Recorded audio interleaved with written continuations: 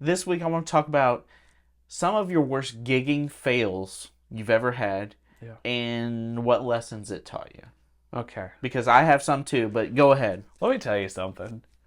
I've had a few fails in my day on gigs, but I've never met a man that has failed more on gigs and more greatly on gigs than you have. I have the worst luck ever. I mean, I've had bad things happen. I've had amps that kind of went kaput, but I've always been lucky enough to like run into like somebody else there at the gigs, like, oh, here, let me use your amp. Or there's been another guy there, that I'm playing with that's like, hey, I've got a spare over here. Just grab this.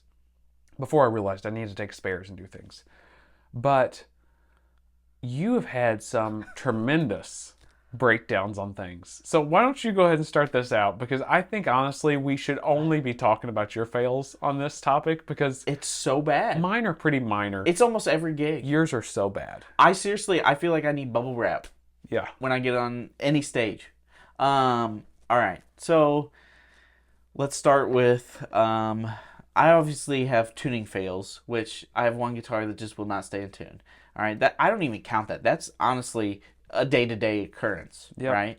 So, when I was in high school, I tried to play in the talent show, and Casey's also a drummer. If you didn't know that, so Casey was playing drums. My best friend was playing bass. I was gonna sing and play guitar. We get on stage, turn on the amp, which, of course, back then, what was my amp? A Line 6 Spider. Hey, you got what you got. Yeah.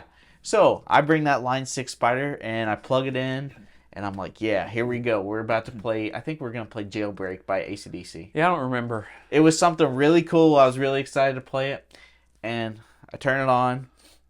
What's that smell? A fuse blew in that amp. Yeah. And I hadn't even played the first song. Nope. Terrible. Yeah, you popped the fuse, but I think you melted the circuit board. It smelled the entire, like, that stage setup. Yeah. It was terrible. So we took like a 15-minute break, and From not playing. We haven't even hit a note we haven't yet. even hit a note. Yeah. Except for Wyatt, I think he was the bass player, and he was playing a little bit. But anyways, so what did we have? Well, I had this like PA speaker that was at the school. My band teacher said I could use, and I had a DS1. Yep. So I plugged that DS1 into a PA speaker, Man. and that was my amp for the gig. It sounded great. No, it didn't.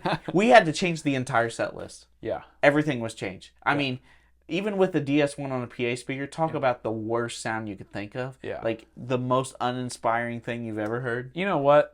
People today, we're going to sound like old fogies here. People today that have the ability to have a modeler or to have a backup little IR pedal or something to Oh be able my to toss in a goodness. PA, what would we have gave for that? I mean, gosh. It was I would have really loved to bad. have something even kind of practical. It was so bad. That was the worst gig I ever had, I think. I don't know. It ranks up there though. All right, so that was like when I was young, and that's when I learned always bring a backup amp. Yep. That's what I realized. Always bring a backup. Here recently, I played a gig. Nothing would go right. First of all, I broke a string on my SG I was playing, and I only brought two guitars. I had an SG and a Tele. Well, that means I'm playing Crazy Train on a Tele. So broke a string on the SG, switched to the Tele. I am going to I don't know, I think I was playing the solo, and I decided, you know what, I'm going to use the neck pickup for, the solo portion a little bit. I go, no sound whatsoever. My neck pickup went out completely. Went out completely. Oh. There was no sound. And luckily, I can just switch it over, and the bridge pickup, thank goodness, was working because the SG string broke.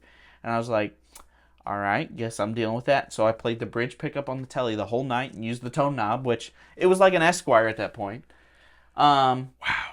Not to mention, later, when I got done with the gig, I realized that not only had my SG broken a string, but one of the trapezoids, I don't know if it was like in the 90s. I don't know if it got so hot, like that trapezoid started coming out. The inlay? Yeah, the inlay. I don't know if it was because I got nasty hands when I play and sweat. Like, I just can't help Yeah, it. you eat through strings like nobody's business. So, I don't know if, like, dirt got underneath it, and that's why it started to pop up. Man. I mean, I'm lucky I haven't broke the headstock yet. Oh, don't say that. Yeah, I have not broken a headstock yet, especially with that SG. You would Yep. think that would happen. Yep. But seriously, that's just 2 stories. So what? Yeah. So what lessons are you pulling from that? What do you?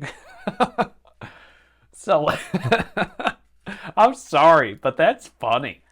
It's funny now, but then I'm thinking, what else is going to happen? Like, what else can I plan for? You know, we've all had the story.